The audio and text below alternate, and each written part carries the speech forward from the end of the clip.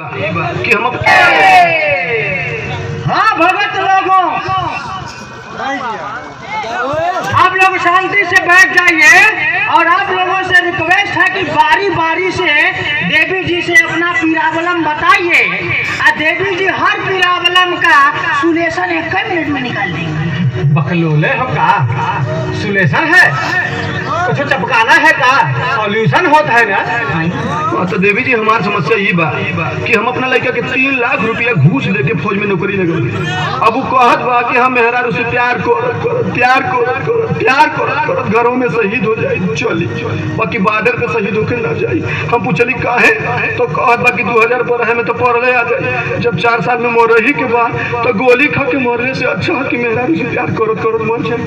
अब वही के देखा छोटा लड़का बिगड़ गई, पढ़ाई छोड़ के बैठ गया। कहता रोज पूछला कि बाबूजी बताई ना बियाह कब हो, हम कली ई काहे बे, तो कहतो 2012 में तो पढ़ले आ जाए, बियाह कब करबो। तो हम देवी जी आपसे ये पूछल चाहते हैं कि अपना दिव्य दृष्टि से आप देख के बताएं कि ऐसा कुछ होके वाला है का सचमुच। अच्छा बच्चा, तुम तनिक भी चिंता मत करो, हम अभी अपना दिव्य दृष्टि से देखते हैं और देख कर तुमको बताते हैं। अरे यार देवी सुगलिन का अपने ध्यान में मगन हो। अरे देवी खोलेंगे भगत लोग एकदम परेशान है। अरे तूने तो सारा काम बिगाड़ दिया। अभी तो मैं प्रलय तक पहुंचने ही वाली थी, लेकिन उससे पहले ही बीच में एक गजीब घटना देख लिया। गजीब? अरे बच्चा, वो गजीब घटना के बारे में अगर मैं हो जाएगा। नहीं बता नहीं देवी जी, बता नहीं। तू नहीं मानेगा? नहीं मानूंगा देवी जी। तो ले सुन।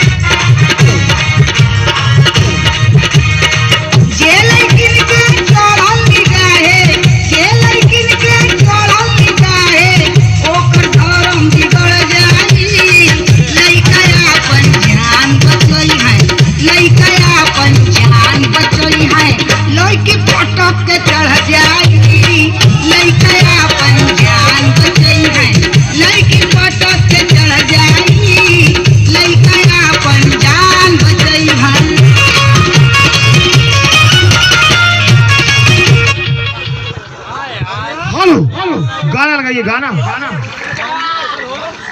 ऑपरेटर कहाँ गए ऑपरेटर? हेलो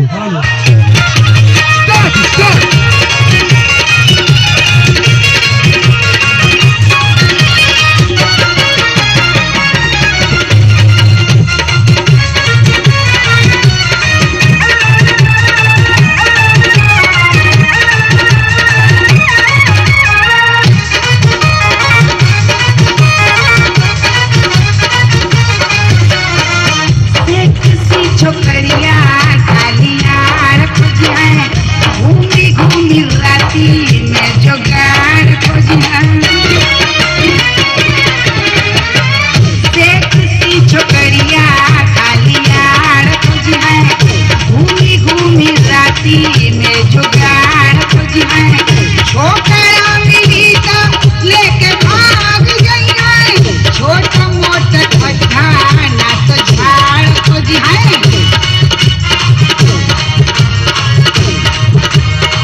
जेकरा पर दुई चार लपटी है जेकरा पर दुई चार लपटी है वो मुश्किल में पड़ जाई लइका अपन जान बचई है लइका अपन जान बचई है लइकी पटक के चढ़ जाई लइका अपन जान बचई है लइकी पटक के चढ़ जाई लइका अपन जान बचई है।